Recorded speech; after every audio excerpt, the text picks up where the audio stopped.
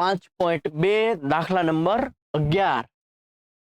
આવું કઈક સમાંતર શ્રેણી છે. કયું પદ એટલે કે સપોઝ કે n પદ n એ 14માં પદ કરતા 132 વધારે છે.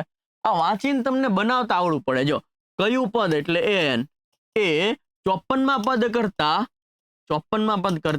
132 વધુ છે. વધુ એટલે સરવાળો 132 વધુ છે. જો કયું પદ એટલે n 54માં પદ કરતા એટલે 54 132 વધુ છે. ઓકે, આ બનાવતા આવડી જાય એટલે તમને કોઈ વાંધો આવે નહીં, ક્યાંય પણ વાંધો આવે નહીં. કયું પદ એટલે n શોધવાનું છે. ઓકે, ચાલો.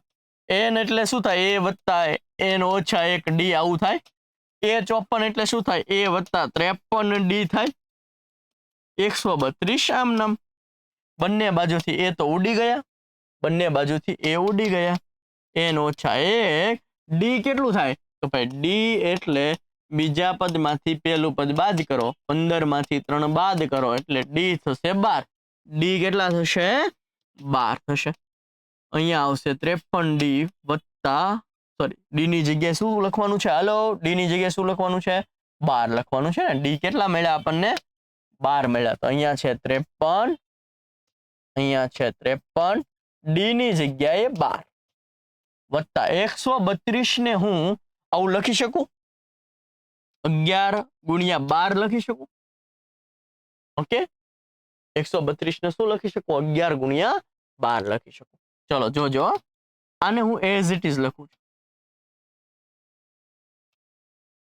આને મેં કેમ 11 ગુણ્યા 12 લખું? કારણ કે હું આમાંથી 12 કોમન કાઢી શકું, આને યાર ઉડાડી શકું, એટલા માટે મેં આને શું કરી નાખ્યું? આને 12 વડે ભાગી નાખશો એટલે 11 આવી જશે. 11 ગુણ્યા 12, જેથી કરીને હું આમાંથી 12 કોમન કાઢી શકું. આમાંથી હું 12 લઈ લઉં તો 12 તો લઈ લીધા, શું વધ્યું? 53. 12 તો અહીં 12 લઈ લીધા, શું વધ્યું? 11.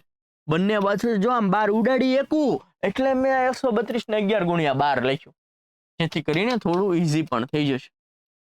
53 વત્તા 11 એટલે કેટલું થશે? 64. ઓછા 1 આ બાજુ જશે તો વત્તા 1 થાય. 64 વત્તા 1 therefore એટલે કે માટે n બરાબર શું મળ્યું? 65 મળ્યું. શું મળ્યું? 65 મળ્યું. એટલે 65મું પદ 54માં પદ કરતા 132 વધારે હશે. ડન થાય છે? કયું પદ? ઓકે, એટલે 65મું પદ જે છે ઈ ડન થાય છે. ચલો જોઈ લ્યો તો એકવાર. સમજાણું? n મળી ગયું.